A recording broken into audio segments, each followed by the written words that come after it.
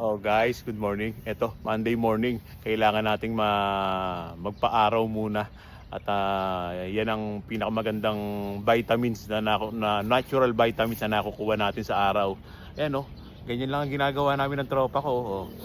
Nangunguha siya ng talong na tinanim namin. Oh. E di meron akong pang-ulam. Meron diyang kamatis, may sili, maraming ano dyan. Ayan oh. Oh.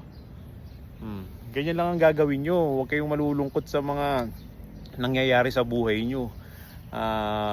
Porket stroke survivor tayo, hindi dapat pang ano yan. Huwag nyong isiping malaking problema yan.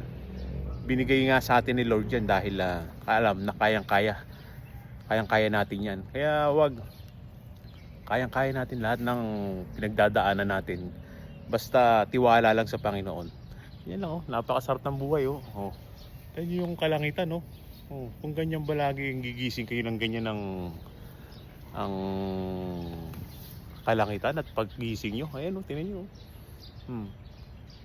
Kaya lagi lang tayong manalangin at humingi ng patnubay sa Panginoon. Bye and God bless.